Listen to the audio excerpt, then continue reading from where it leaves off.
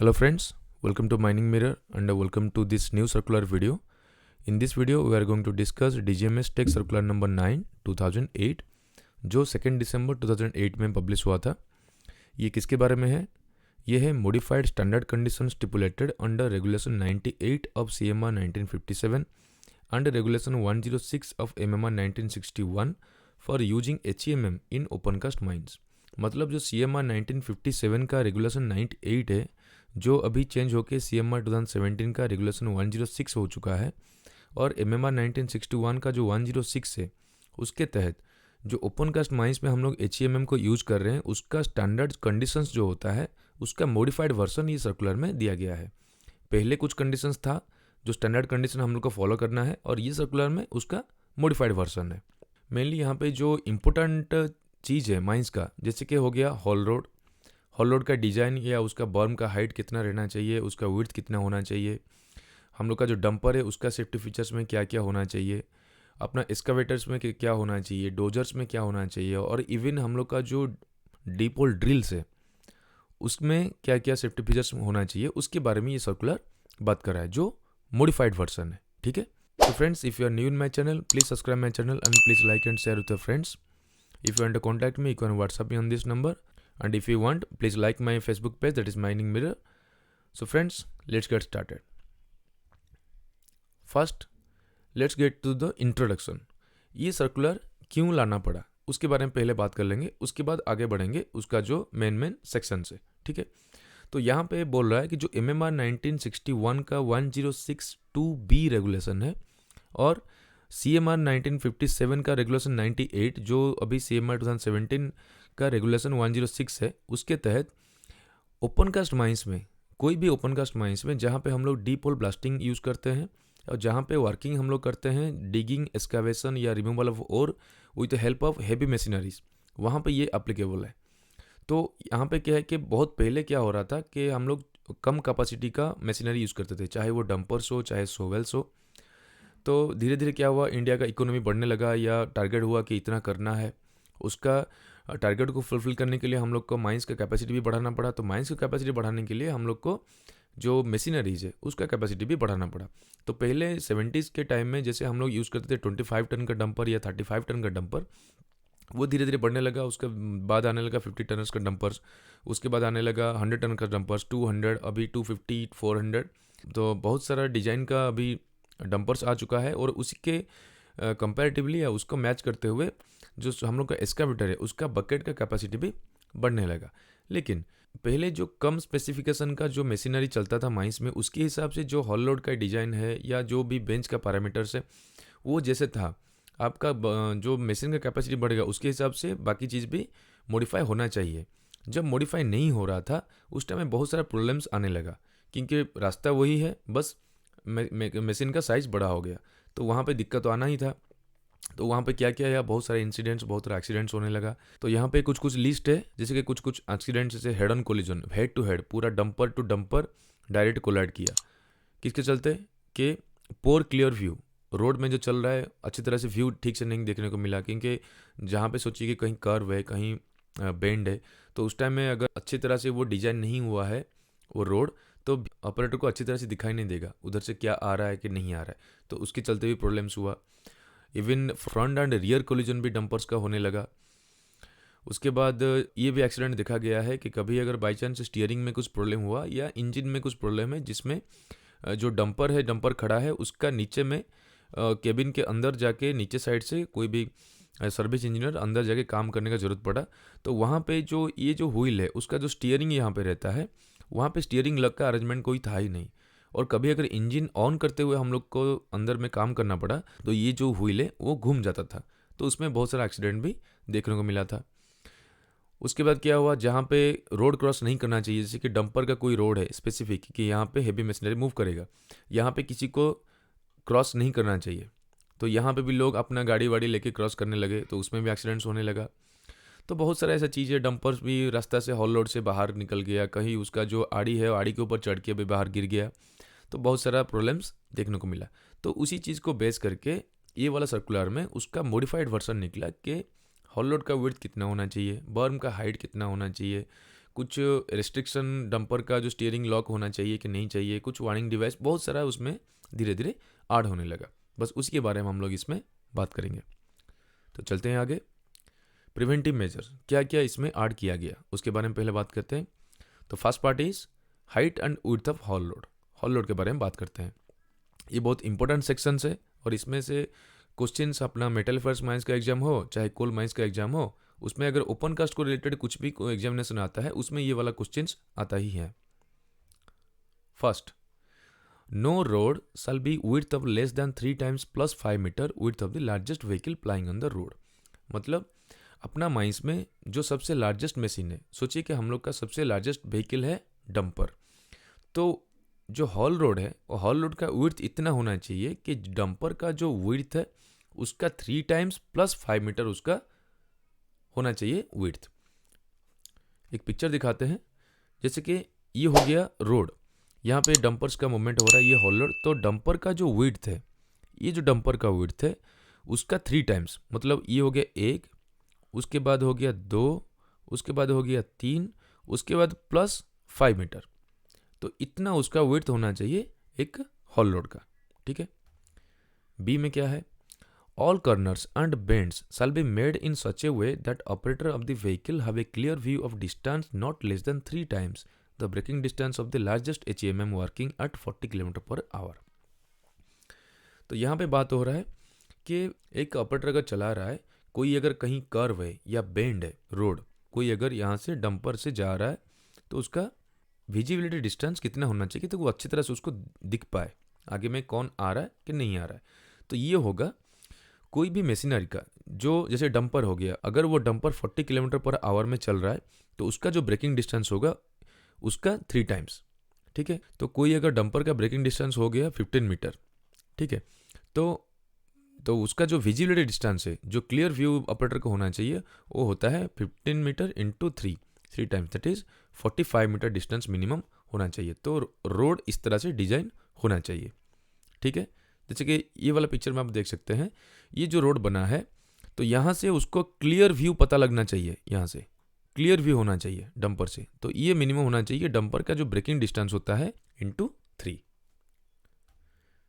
C, where it is not possible to ensure visibility for the distance as mentioned, there shall be provided 2 roads of a width not less than 2 times + 3 meter of the largest vehicle plying on the road, with a strong road divider at the center with adequate lighting and reflector along the divider। मतलब ये बोल रहा है कोई भी जगह पे या कोई कर्व है या कोई रोड में जहाँ पे हम लोग जो मिनिमम रिक्वायरमेंट यहाँ पे बात की हम लोग के विजिबिलिटी डिस्टेंस कितना होना चाहिए, अगर उतना हम लोग वहाँ पे प्रोवाइड नहीं कर पा रहे हैं या पॉसिबल नहीं हो पा रहा है तो वहाँ पे 2 रोड आप बना लीजिए। ठीक है।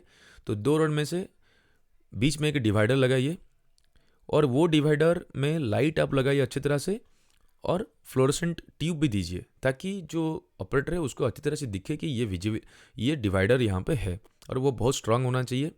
और जो 2 पार्ट में हम लोग डिवाइड किए रोड को, वो रोड का विड्थ इतना होना चाहिए कि डंपर का जो विड्थ है उसका 2 times + 3 metre extra.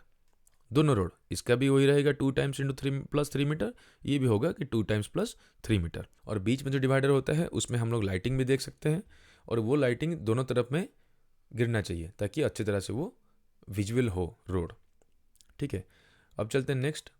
Where in any road existing above the level of the surrounding area, it shall be provided with a strong parapet wall embankment of the following dimension। तो यहाँ पे बोल रहा है कि कोई भी जो वर्किंग एरिया है उसका जो लेवल है, उसका लेवल से ज़्यादा या हाइट में अगर कोई लेवल है जहाँ पे कोई रोड है। नॉर्मली क्या होता है कि कोई भी माइंस हो गया, माइंस का जो अप्रोच रोड होता है ना वो हमेशा अप लेवल में रहता है, क्योंकि हम लोग वर्किंग करते करते माइंस में हम लोग नीचे चल जाते हैं बेंच में। तो ये जो अप्रोच रोड होता है डंपर आने का, ये रोड जो होता है ये थोड़ा सा अप लेवल में रहता है। तो मेनली अगर इसी के लिए हम लोग बात करें तो ये रोड का जो साइड है वो हमेशा अच्छे तरह से एक स्ट्रॉन्ग पैरापेट वॉल हमको साइड में देना चाहिए। ठीक है। या जिसको बोलेंगे ना एम्बैंकमेंट, जिसको हम लोग नॉर्मली बोलते हैं बर्म्स। तो यहाँ पे बर्म्स जो हम लोग लगाएंगे साइड में, वो बर्म्स का प्रोफाइल कितना होना चाहिए कैसे, तो उसी के बारे में यहाँ पे बात हो रहा है। यहाँ पे बोल रहा है कि width at the top not less than 1 metre. यहाँ पे जो हम लोग बैरिकेडिंग की या बर्म लगा है, उसका ऊपर का जो विड्थ है वो मिनिमम 1 मीटर होना चाहिए, उससे कम नहीं होना चाहिए। और नीचे का जो विड्थ है, जो थोड़ा सा कोनिकल शेप में नीचे चौड़ा रहता है, वो होना चाहिए मिनिमम 2.5 मीटर विड्थ। ठीक है। बाकी रहा हाइट। ये जो हाइट है, ये हाइट एक क्वेश्चन है। ये क्वेश्चन मैक्सिमम एग्जामिनेशन में आता है कि इसका हाइट कितना होना चाहिए। इसका हाइट होना चाहिए जो आपका लार्जेस्ट व्हीकल है रोड में जो चल रहा है, उसका जो व्हील है, व्हील का डायमीटर जितना है, बर्म का हाइट उससे कम नहीं होना चाहिए। मतलब मिनिमम उसका डायमीटर का हाइट का होना ही चाहिए। ठीक है। मतलब सोचिए कि ये हो गया डंपर और ये हो गया अपना अपना दिए हम लोग बर्म। तो उसका हाइट जो है, ये डंपर का व्हील का जो डायमीटर है उससे कम नहीं होना चाहिए। ये उसी के उससे हाइट ज़्यादा कर सकते हैं, लेकिन मिनिमम उतना हाइट होना चाहिए। अब चलते हैं। No road shall have a gradient of more than 1/16। यहाँ पे बोल रहा है कि हॉल रोड का जो ग्रेडियंट होगा वो 1/16 से ज़्यादा नहीं होगा। ठीक है। ये मतलब 1/16 होता है कि एक स्मूथ यहाँ पे ग्रेडियंट देखने को मिलता है। बाकी हो गया जो रैम्प से, जो सोचिए कि एक बेंच यहाँ पे और एक बेंच यहाँ पे है, उसके बीच में अगर हम लोग रैंप उतारते हैं, वो मैक्सिमम हम लोग जा सकते हैं 1/10। तो अगर 1/10 हम लोग करेंगे तो थोड़ा सा स्टीप होता है वो रैंप, लेकिन वो रैंप 1/10 आप बना सकते हैं, लेकिन उसका जो लेंथ रहेगा वो मैक्सिमम एक स्ट्रेच में 10 मीटर तक आप दे सकते हैं मैक्सिमम। मतलब एक बेंच से दूसरा बेंच का जो रैंप आप बनाएंगे वो 1/10 हो सकता है, लेकिन उसका डिस्टेंस 10 मीटर से ज़्यादा नहीं होना चाहिए, जो उसका डायरेक्टिव है। ठीक है। अब चलते हैं सेकंड पार्ट जो है डंपर के बारे में, जो डंपर्स का क्या क्या मॉडिफाइड हुआ है सेफ्टी फीचर्स में। फर्स्ट, पहला हम लोग बात किए थे कि जो कभी अगर मैकेनिकल स्टीयरिंग लॉक नहीं होने के कारण एक्सीडेंट भी होता है, क्योंकि डंपर का जो व्हील है वो घूम जाता है जब हम लोग डंपर को ऑन करते हुए इंजन को हम लोग काम करते हैं, इसलिए मैकेनिकल स्टीयरिंग लॉक वहाँ पे होना ज़रूरी है। सेकंड हो गया ब्लाइंड स्पॉट मिरर। डंपर में पहले क्या ना, रियर व्यू मिरर तो हम लोग का रहता ही है, जो डंपर का साइड में रहता है। एक पिक्चर आपको दिखाते हैं।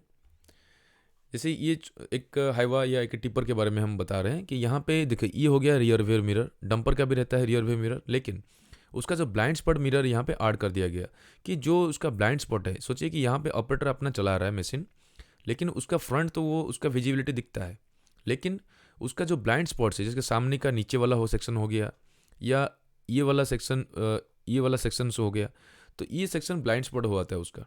तो इसीलिए ये मिरर यहाँ पे एक कन्वेक्स मिरर लगा रहता है, जैसे इस टाइप का यहाँ पे दिखाएं सेकंड पिक्चर में। तो वो कन्वेक्स मिरर पूरा का पूरा एरिया वो दिखा देगा, एक साइड से लेके दूसरा साइड। तो उसको जैसे ये ऊपर वाला है, तो इस टाइप का ब्लाइंड स्पॉट मिरर लगा रहता है। ये डंपर में खास करके 3 से 4 पॉइंट में ब्लाइंड स्पॉट मिरर दिया जाता है।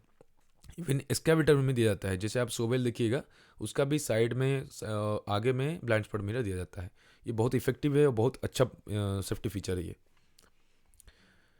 तो अब चलते हैं third, mechanical type anti collision device to avoid head to tail collision on haul road such as tailgate, bumper extension और एनी अदर स्ट्रॉन्ग डिवाइस।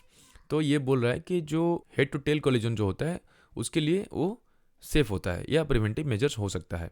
जैसे कि एक दिखाते हैं पिक्चर, जो ये डंपर का हो गया, ये सामने वाला हो गया, यहाँ पे डम बडी का जो कैनोपी है उसके ऊपर एक लगा रहता है, ये एक एक्स्ट्रा यहाँ पे ऐड कर दिया गया डिवाइस। और उसका पीछे में जो डंपर का डम बडी है या डाला है, उसका पीछे में भी एक डिवाइस ऐसे हाइड होकर रहता है, ताकि डंपर अगर हेड टू टेल कोलाइड होता है तो ये वाला सेक्शन जाके यहाँ पे रुकता है, वो डायरेक्टली डंपर का जो ऑपरेटर है उसके कैबिन को हिट नहीं करता है। तो डंपर ऑपरेटर को और मशीन को भी ये सेफ करता है। तो ये हो गया उसका एक एंटी कोलिजन डिवाइस। नेक्स्ट क्या है, फायर रेजिस्टेंट हाइड्रोलिक होसेस। तो हाइड्रोलिक होसेस जो होता है वो नॉर्मल होसेस से चेंज करके फायर रेजिस्टेंट हाइड्रोलिक होस को आपको चेंज करना है, जो कि फायर को इजीली कैच नहीं करेगा, अगर कैच करेगा भी तो ज़्यादा डैमेज नहीं करेगा। उसके बाद seat belt for the operator. ये तो ऑब्वियस है, सीट बेल्ट तो आपको लगाना ही है। पहले क्या था कि 2 पॉइंट सीट बेल्ट था जो खाली कमर में पकड़ता था, और अभी 3 पॉइंट हो गया। तो ये जो सेफ्टी फीचर्स है ना डंपर्स का, इसके बारे में मेरा एक एक्सक्लूसिव एक वीडियो है जो है DGMA सर्कुलर नंबर टेक्निकल 6 2020 का है। उसमें सारा सेफ्टी फीचर्स HMA में क्या क्या इनकॉर्पोरेट हो सकता है, वो लेटेस्ट है, उसको आप देख सकते हैं, जिसका लिंक आपको आई बटन में मिल जाएगा या डिस्क्रिप्शन बॉक्स में मिल जाएगा। वो बहुत फ़ायदेमंद है। उसके बाद the maximum speed of the vehicle shall be restricted to 30 kilometre per hour. जो व्हीकल हम लोग का माइंस में चलता है उसका speed maximum 30 kilometre per hour में रेस्ट्रिक्ट कर देना है, क्योंकि पहले ऐसा कोई रेस्ट्रिक्शन था नहीं। वो मैक्सिमम मैं देखा हूँ 50-60 किलोमीटर पर आवर में भी डंपर चलता था, लेकिन ये जब से आ गया तब से उसका स्पीड रेस्ट्रिक्ट होकर 30 किलोमीटर पर आवर हो गया, और एक्सीडेंट्स का जो रेट है वो भी कम हो गया। तो वो कैसे होता है, एक होता है कि आपका जो हायर गियर होता है उसको आप ब्लॉक कर लीजिए ताकि हायर गियर चढ़ेगा ही नहीं मशीन।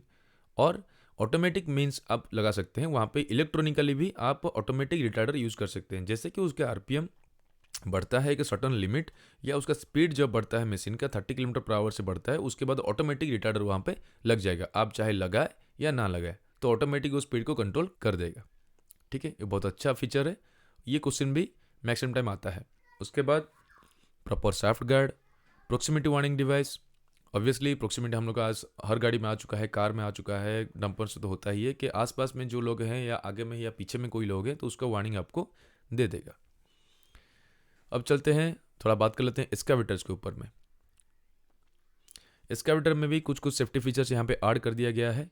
एक है cut up switches, all function cut up switch, मतलब जो इंजन कटअप स्विच होता है वो होना चाहिए। इंजन कटअप स्विच का देखिए वहाँ पे जितना एक्सकावेटर है उसका देखिएगा, जो इंजन होता है इंजन का दो तरफ में, एक लेफ्ट में एक राइट में, दो स्विच रहता है, इमरजेंसी कटअप स्विचेस। ठीक है, और एक्सकावेटर में और क्या रहता है, बैटरी कटअप स्विच रहता है। उसको अगर कहीं बाई चांस कहीं शॉर्ट सर्किट हुआ तो उसको बैटरी कटअप स्विच को यूज़ करने से क्या होगा कि वो फायर में कन्वर्ट नहीं होगा। ठीक है, वो बैटरी को कट ऑफ कर देगा, तो उसको वो जो शॉर्ट सर्किट हो रहा था वो नहीं होगा। तो इस तरह का बहुत सारा फंक्शन जो कटअप स्विचेस है वो मैक्सिमम जगह पे होना चाहिए। उसके बाद स्विंग मोटर ब्रेक, मतलब इसका क्या ज़रूरत पड़ा स्विंग मोटर ब्रेक, कि कोई भी मशीन अगर चल रहा है, अगर कहीं डंपर को वो लोड दे रहा है तो वो जो स्विंग करके एक स्विंग एक्शन करता है उसको कंट्रोल करने के लिए वहाँ पे एक स्विंग मोटर ब्रेक दे दिया गया। उसके बाद सेम है जैसे डंपर में था कि फायर रेजिस्टेंट हाइड्रोलिक होसेस, उसको आपको चेंज करना है नॉर्मल होस से। उसके बाद टर्बोचार्ज गार्ड, सीट बेल्ट। उसके बाद vent valve on top of the hydraulic tank, hydraulic tank के ऊपर एक वेंट वाल्व होना चाहिए जो इजीली खुल जाना चाहिए। और एक है एक baffle plate between cold zone and hot zone. Cold zone और हॉट जोन जो होता है, जैसे हम लोग हीट ट्रांसफर होता है, कि बैफल प्लेट आपको यूज़ करना ज़रूरी है। उसके बाद provision for limiting of hydraulic cylinder stoppers, जो हाइड्रोलिक सिलेंडर्स हम लोग यूज़ करते हैं वो कितना दूर वो एक्सटेंड होगा या उसका लिमिटेशन कितना कहाँ पे रहना चाहिए, वहाँ पे स्टॉपर्स आपको लगाना है। तो ये हो गया एक्सकावेटर्स का मोटा मोटी बात। उसके बाद हो गया ड्रिल्स के बारे में, क्योंकि ड्रिल भी बहुत इंपॉर्टेंट है कोई भी ओपन कास्ट माइंस में जहाँ पे हम लोग डीप होल ब्लास्टिंग यूज़ करते हैं, वहाँ पे ड्रिल्स का जो पैरामीटर्स है उसको भी ध्यान रखना बहुत ज़रूरी है। क्या क्या है, फर्स्ट है approved type dust prevention and suppression system. Drilling जहाँ पे रहेगा वहाँ पे डस्ट रहेगा ही। देखिए ये एक मशीन हो गया जो IDM 30 है। ये जो सिस्टम यहाँ पे दिया गया ना, एक सिलेंडर कोनिकल टाइप का, यही है डस्ट सप्रेशन और प्रिवेंशन का जो सिस्टम है। इसको बोलते हैं हम लोग साइक्लोन। ये क्या करता है, ऊपर में देखिए यहाँ पे जैसे ड्रिलिंग हुआ, ये ड्रिल रॉड यहाँ पे जाएगा और यहाँ पे ड्रिलिंग करेगा, तो उसमें जो डस्ट यहाँ पे निकलता है, ये डस्ट को यहाँ पे एक मैनिफोल्ड है, ये डस्ट इसको जब हम लोग ऑन करेंगे ना, इसके अंदर एक वैक्यूम क्रिएट होगा, तो ये वैक्यूम से यहाँ पे जो प्रेशर जनरेट होगा ये पूरा डस्ट को ये अंदर अपना सॉक कर लेगा। सॉक करने के बाद यहाँ पे अंदर में इस टाइप का एक प्रोफाइल क्रिएट होता है, तो जिसको बोलते हैं हम लोग, जिसके लिए हम लोग इसको बोलते हैं साइक्लोन। तो यहाँ पे और एक वाटर अरेंजमेंट दिया जाएगा अंदर में, तो वाटर क्या करेगा अंदर में जाके उसको जो डस्ट को सप्रेस कर देगा, तो डस्ट क्या होगा यहाँ पे वेट में आके नीचे गिर जाएगा, और जो नॉर्मल जो एयर से या थोड़ा बहुत जो जितना भी फिल्टर्ड जो एयर है वो इधर से बाहर निकल जाएगा। तो ये हो गया डस्ट सप्रेशन सिस्टम। ठीक है, डस्ट सप्रेशन सिस्टम में और क्या आ सकता है ड्रिल में, वाटर ड्रिलिंग, मतलब यहाँ पे जो वाटर ड्रिलिंग अरेंजमेंट आपको रखना पड़ेगा। जो भी हम लोग ड्रिलिंग कर रहे हैं यहाँ पे ड्राई तो होता है, लेकिन अगर वाटर ड्रिलिंग हम लोग करते हैं तो यहाँ पे जो डस्ट जनरेशन है वो भी कम हो सकता है। सेकंड क्या है, each moving part of the machinery shall be guarded और fenced and also ensure its effectiveness all the time. जो भी ड्रिल का मूविंग पार्ट्स होता है, चाहे मोटर हो गया, चाहे इंजन का शाफ्ट हो गया, तो बहुत सारा इक्विपमेंट रहता है, रोटरी मोटर्स हो गया, तो उसको मूविंग पार्ट्स को आपको हमेशा कवर करके रखिए ताकि कोई भी अनजाने में भी उसमें हाथ ना लगाए या कुछ इंसिडेंट ना हो। ठीक है। उसका एग्जांपल जैसे ये हो गया मोटर, उसके ऊपर ये गार्ड लगा दीजिए आप, येलो वाला जो है वो आपको अच्छी तरह से ट्रांसपेरेंट टाइप का भी रहेगा और उसको सेफ गार्ड भी देगा। जैसे ये भी हो गया, तो ये उसका एक सेफ्टी फीचर है। थर्ड क्या हो गया, जो इमरजेंसी पुश बटन्स। जो हम लोग का माइंस में जो ड्रिल मशीन रहता है या कोई भी मशीन रहता है, वहाँ पे मिनिमम पुश बटन्स रहना चाहिए ताकि इमरजेंसी में उसको हम लोग पुश करके इंजन को शट ऑफ कर सकते हैं। तो वहाँ पे कहाँ कहाँ होना चाहिए, 4 जगह पे पुश बटन्स होना चाहिए। एक है ऑपरेटर केबिन, केबिन के अंदर होना चाहिए। एक है मेन फ्रेम, और एक है प्रोपेल और पेंडेंट, जहाँ पे प्रोपेल करते हैं उसके बगल में होना चाहिए। और एक हो गया रियर एंड, पीछे तरफ से भी होना चाहिए, ताकि बाहर में जो हेल्पर रहता है उसको अगर बाहर से कुछ दिखा कि यार कुछ गड़बड़ हो रहा है या कुछ प्रॉब्लम्स हो सकता है या कुछ आग लग गया, कहीं इंजन में कुछ साउंड आया, तो वो बाहर से भी बंद कर सकता है। ठीक है। तो ऑपरेटर के पास में एक रहता है ऑपरेटर केबिन के अंदर, लेकिन बाद में 3 ठो है वो बाहर में रहता है। तो जो हेल्पर हो गया या कोई भी जो सुपरवाइजर आसपास में रहता है वो बाहर वाला यूज़ करके उसको बंद कर सकता है। और क्या सेफ्टी फीचर है, tripping device to trip the field switch. ये हो गया इमरजेंसी वाला पुश बटन, जिसको अगर आपको पुश करिएगा इसको अंदर में, तो वो बंद कर देगा पूरा का पूरा इंजन या पूरा सिस्टम। अगर आपको फिर से स्टार्ट करना है, जब तक इमरजेंसी का ये जो स्विच आप उसको ऑफ नहीं किए या रिलीज नहीं किए, तब तक मशीन स्टार्ट नहीं होगा।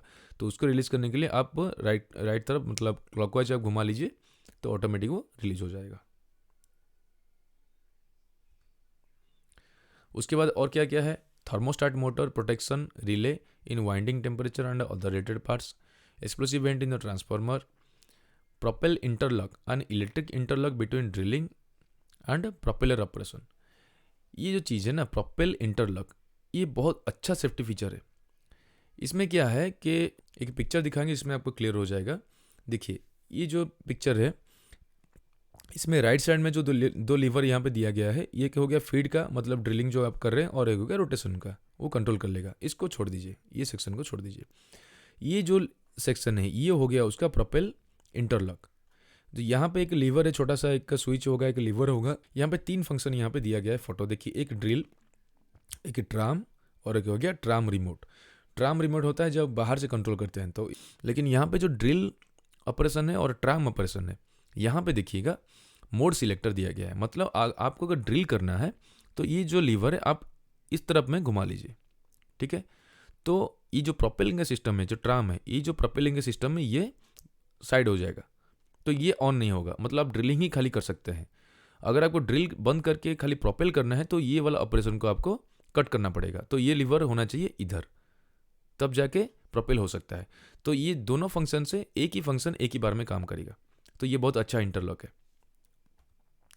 नेक्स्ट क्या है, higher air discharge temperature switch, low lubrication oil pressure switch, oil stop valve, no bum circuit. ये नो बम सर्किट भी हम उसमें जो हम लोग का सर्कुलर नंबर 6 2020 का है, उसमें जो सेफ्टी फीचर्स है उसमें भी नो बम सर्किट दिया गया है। ये नो बम सर्किट क्या होता है कि कोई भी जैसे ड्रिल मशीन है, ड्रिल मशीन यहाँ पे खड़ा है, तो उसका अगर हम लोग रॉड चेंज करते हैं या हैमर चेंज करते हैं, तो उसमें क्या है कि उसको रोटेशन धीरे धीरे करना पड़ता है, फिर हैमर हम लोग को चेंज करना पड़ता है या रॉड चेंज करना पड़ता है। नो बम सर्किट क्या ना, एक एक्सक्लूसिव सर्किट है, जो सेफ सर्किट है। उसमें क्या ना पहले से ही एक इस रोटेशन का स्पीड और अप और डाउन करने का जो स्पीड है वो पहले से फिक्स होता है, ताकि ऑपरेटर को अपने हिसाब से कंट्रोल ना करके पर्टिकुलर जो प्री फिक्स्ड है, जो प्री डिफाइंड है स्पीड और आरपीएम है, उसी के हिसाब से वो चलेगा, ताकि सबके लिए सेफ भी हो और रॉड भी चेंज हो जाए, हैमर चेंज हो जाए और सबको ही सेफली काम भी हो जाए। तो उसको बोलते हैं नो बम सर्किट। उसके बाद क्या है, tower lock and lock check valve. उसके बाद propel joystick spring loaded type to return to neutral. ये भी जो नया सेफ्टी फीचर है जो 2020 में, उसमें भी सर्कुलर में भी दिया गया है। मतलब क्या है कि प्रोपेल जॉयस्टिक मतलब प्रोपेल के लिए जो लीवर्स यूज़ करते हैं वो स्प्रिंग लोडेड है। मतलब एक बार अगर ये इसको आगे लेना है, सोचिए कि दोनों को हम लोग को आगे बढ़ाना है, तो दोनों का आप इधर आगे तरफ पुश करिएगा, लेकिन जैसे आप उसको रिलीज कर दीजिएगा हाथ से, वो फिर से अपना न्यूट्रल पोजीशन में आ जाएगा। ठीक है। अगर बैक करना है तो बैक इधर आप खींच लीजिए तो मशीन बैक होगा, लेकिन जैसे आप उसमें हाथ छोड़ दीजिएगा ऑटोमेटिक यहाँ पे चल जाना चाहिए, जिसको बोलते हैं हम लोग स्प्रिंग लोडेड जॉयस्टिक, वो होना चाहिए, जिसको हम लोग तो डेड मैन सेफ्टी। उसके बाद और क्या है, disc brake and brake valve, it's testing parameters, lock check valve, seat belt, fire resistant hydraulic hoses, फिर से turbocharge guard and cabin for the operator. क्योंकि पहले जो 70s का टाइम में जो ड्रिल मशीन है उसमें केबिन भी नहीं था, इवन डोजर में भी केबिन नहीं था, धीरे धीरे ऐड हुआ। अब चलते हैं डोजर के बारे में जान लेते हैं। फर्स्ट क्या है, रोल ओवर प्रोटेक्शन। देखिए ये जो फॉल ओवर प्रोटेक्शन है ना, जो यहाँ पे मैं दिखाया हूँ, ये फॉल ओवर प्रोटेक्शन सर्कुलर में नहीं है। बस यहाँ पे मैं इसलिए ऐड किया कि आपको थोड़ा सा इजीली क्लियर हो जाएगा कि अगर डोजर के बारे में हम लोग जान रहे हैं सेफ्टी फीचर्स के बारे में, तो रोल ओवर प्रोटेक्शन दिया गया है सर्कुलर में, तो एक फॉल ओवर प्रोटेक्शन भी होता है, उसके बारे में भी जान लेंगे। ठीक है, तो चलिए आपको एक एनिमेटेड वीडियो दिखाता हूँ, उसके दौरान ही आपको मैं समझा लूँगा। ठीक है, देखिए ये एक बुलडोजर का एक 3D मॉडल है। इसमें अच्छी तरह से हम लोग समझ पाएंगे कि मैं जो बोलना चाह रहा हूँ कि रोल ओवर प्रोटेक्शन और फॉल ओवर प्रोटेक्शन वो क्या है। देखिए रोल ओवर प्रोटेक्शन कब आया, जैसे कोई मशीन या डोजर चल रहा है, वो टप्पल हो गया या बेंच से नीचे गिर गया, वो अगर रोल कर गया तो ऑपरेटर क्या है ना, उसके जो केबिन में बैठता है, पहले केबिन था नहीं, तो वो पूरा का पूरा ओपन था, तो उसमें प्रोटेक्शन कभी नहीं था ऑपरेटर को। तो ऑपरेटर को बचाने के लिए ये प्रोटेक्शन दिया गया, जिसके लिए ये जो केबिन है, ये केबिन यहाँ पे बनाया गया, और उसमें पिलर्स है, 2 पिलर यहाँ पे है। वो पिलर बहुत स्ट्रांग होता है, ताकि बाई चांस डोजर गिरता भी है तो केबिन इतना इजीली डैमेज नहीं होगा, जिसके लिए जो ऑपरेटर उसके अंदर है उसका लाइफ बच जाएगा। तो वो हो गया रोल ओवर प्रोटेक्शन। और फॉल ओवर प्रोटेक्शन क्या है कि अगर डोजर कहीं एरिया में चल रहा है जहाँ पे ऊपर से बोल्डर गिरने का चांसेस भी होता है, तो वहाँ पे ये जो पिलर आप देख सकते हैं, ये वाला सेक्शन, और उसमें जो ये कैनोपी टाइप का यहाँ लगा हुआ है, इसको बोलते हैं फॉल ओवर प्रोटेक्शन, ताकि केबिन के ऊपर डायरेक्टली कोई बोल्डर हिट ना करे। तो ये हो गया 2 चीज़, एक रोल ओवर प्रोटेक्शन जो केबिन इटसेल्फ है, और एक है जो फॉल ओवर प्रोटेक्शन जो उसका ऊपर में प्रोटेक्ट करता है। ठीक है, अब चलते हैं नेक्स्ट, टर्बोचार्ज गार्ड। और क्या है, फायर रेजिस्टेंट हाइड्रोलिक होसेस, फिर से। ठीक है, and wiring near the hot zone, जो हॉट जोन के टाइम जगह पे जहाँ पे कुछ ऑटो सेक्शन का या इलेक्ट्रिक केबल्स जाता है या वायरिंग्स जाता है, उसका भी फायर रेजिस्टेंट भी होना चाहिए। उसके बाद सीट बेल्ट तो आजकल हर मशीन में कंपलसरी हो चुका है। तो फ्रेंड्स ये हो गया टोटल जो मशीनरी के बारे में, जो ओपन कास्ट में यूज होता है खास करके, उसी के बारे में ये सर्कुलर दे दिया। अभी क्या है कि जनरल कुछ चीज़ें जो जानना भी हम लोग को जरूरी है और जो इम्प्लीमेंट करना भी जरूरी है माइंस में। फर्स्ट क्या है, the approved type of audio visual alarm shall be provided in all equipment में आपको एक ऑडियो विजुअल अलार्म जो AVA बोलते हैं वो इम्प्लीमेंट होना चाहिए। सेकंड हो गया, the approved type of fire suppressing system जो होता है auto fire detection and suppressing system AFDSS, वो इम्प्लीमेंट होना चाहिए, हर इक्विपमेंट में होना चाहिए। उसके बाद the stability of HEMM shall be carried out at least once in a year and after every major overhaul by an independent agency. एक इंडिपेंडेंट एजेंसी होगा, जो बाहर का एजेंसी होगा, वो इसका स्टेबिलिटी चेक करेगा वंस इन ए ईयर। ठीक है, फोर्थ हो गया, the crane and the overhead crane, जो क्रेन से और ओवरहेड क्रेन्स होता है उसका भी टाइम टू टाइम उसका चेक होगा। एक क्या क्या चेक होता है, एक लोड टेस्ट होता है और एक होता है नॉन डिस्ट्रक्टिव टेस्ट। ये दोनों टेस्ट क्रेन का होना चाहिए, वो भी वंस इन ए ईयर। तो यहाँ पे हम लोग को लग रहा है, अभी धीरे धीरे पता चल रहा है कि ये जो एग्जामिनेशन में क्या क्या चीज़ आ सकता है। 5, the pressure vessel receiver is subjected to hydraulic and NDT test, ये भी जरूरी है। जो प्रेशर वेसल रिसीवर है उसका भी टेस्ट होना चाहिए बाय ए कॉम्पिटेंट अथॉरिटी। उसके बाद in case of any defect in equipment such as brake, steering and safety devices, तो equipment shall be immediately taken out of use and a record shall be kept. मतलब कोई भी machine अगर हम लोग का माइंस में यूज़ कर रहे हैं, उसमें कुछ डिफेक्ट आया, चाहे उसका ब्रेक में हो, चाहे स्टीयरिंग में हो, या कुछ सेफ्टी फीचर्स में हो, तो उसको नेग्लेक्ट नहीं करना है या इग्नोर नहीं करना है, उसको इमीडिएटली रिपोर्ट करना है और इमीडिएटली उसको वर्किंग से हटा देना है। चाहे वर्कशॉप में लेके आ जाइए, चाहे वहीं पे साइड करके रख लीजिए, ताकि नेक्स्ट जो मैकेनिकल का सर्विस पर्सन है वो आके उसको चेक करे, और उसका रिकॉर्ड कीपिंग हमेशा होना चाहिए। 7, the code of practice for installation, operation and maintenance of all equipment shall be prepared and implemented before putting the equipment use in mines. एक कोड ऑफ प्रैक्टिस को फॉलो करना है। मतलब कोड ऑफ प्रैक्टिस क्या है कि एक type का एक आपका क्या बोलते हैं वर्किंग सिस्टम है।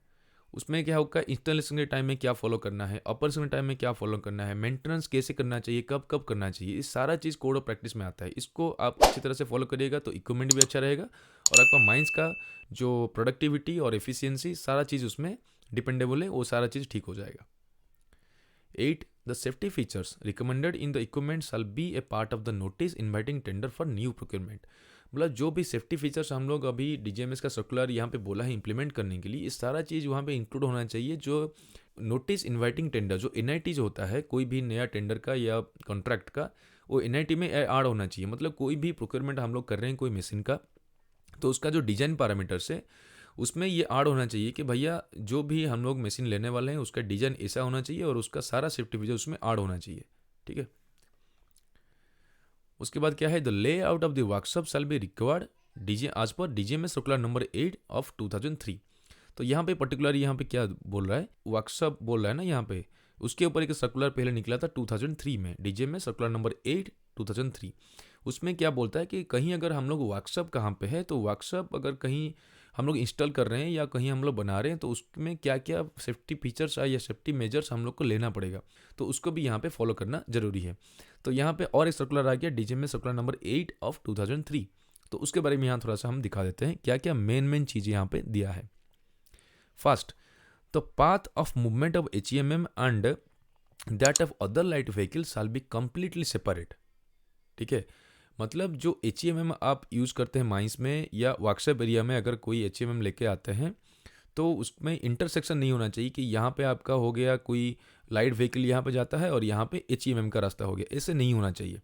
HEMM का सेपरेट रास्ता होना चाहिए और लाइट व्हीकल का सेपरेट रास्ता होना चाहिए, ताकि कोई भी एक्सीडेंट को हम लोग जगह ना दे। सेकंड क्या है, canteen, time office, site office, stores, two wheeler shed etcetera shall be located where the movement of HEMM is at least is the least. मतलब यहाँ पे बोल रहा है कि जो कैंटीन्स होगा, टाइम ऑफिस होगा, साइट ऑफिस होगा, store, two wheeler parking areas हो गया, वो सब होना चाहिए जहाँ पे HEMM का मूवमेंट सबसे कम है, वो एरिया में हम लोग कर सकते हैं।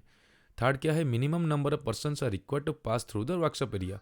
वर्कशॉप एरिया ऐसा होना चाहिए कि जहाँ पे जो पर्सन ज़्यादा लोगों का मूवमेंट वहाँ पे ना हो, मतलब जिसका ज़रूरत है वही खाली वर्कशॉप जाए। ऐसा नहीं कि कोई घूमते फिरते यहाँ से रास्ता निकल गया, कोई गाड़ी मोटर लेके जाता है, वो सब एरिया में वर्कशॉप नहीं होना चाहिए। वर्कशॉप हमेशा आइसोलेटेड टाइप का होना चाहिए। फोर्थ क्या है, proper parking area for HEMM and year marked pass for their movement shall be provided. मतलब HEMM का जो पार्किंग हम लोग करते हैं इसी जगह पे नहीं करना चाहिए जहाँ पे कोई कॉमन रास्ता है। हम लोग का HEMM का पार्किंग हमेशा आइसोलेट होना चाहिए, एक अलग जगह पे होना चाहिए। ठीक है, और उसका जो पाथ है ना मूवमेंट का, कि मशीन आएगा और इधर से जाके यहाँ पे पार्क करेगा, वो हमेशा मार्किंग्स पूरा अच्छी तरह से दिया जाना चाहिए कि कोई कन्फ्यूजन ना हो। Last, exclusive brake testing area properly demarcated. ये जो चीज़ है ना, ब्रेक टेस्टिंग एरिया, वर्कशॉप में अगर कोई हम लोग मशीन लगा हुआ है, जैसे कोई डंपर वर्कशॉप में जाके काम हो रहा है, उसका ब्रेक टेस्ट करना है, तो ब्रेक के टेस्टिंग एरिया के प्रॉपरली डिमार्केटेड होना चाहिए। वहाँ पे चाहे उस सर्विस इंजीनियर हो, चाहे मैकेनिकल पर्सन हो, इवन चाहे जो ऑपरेटर हो, अगर उसको ब्रेक टेस्ट करना है तो उसी एरिया में जाके करे और कहीं ना करे। उसके लिए सारा प्रोटेक्शन दिया जाएगा, फेंसिंग किया जाएगा। तो ये एक बहुत अच्छा चीज़ है जो कि ये सर्कुलर नंबर 8 2003 में दिया था। तो फ्रेंड्स, ये हो गया टोटल अपना जो सर्कुलर के ऊपर वीडियो, जिसमें हम लोग बात किए डीजीएमएस टेक सर्कुलर नंबर 9 2008 के बारे में और कुछ portion of DGMS tech circular number 8 2003 के बारे में। तो फ्रेंड्स, अगर आपको वीडियो अच्छा लगा है, please like and share and please subscribe my channel. See you in another video with another topic और another important chapter. Thank you.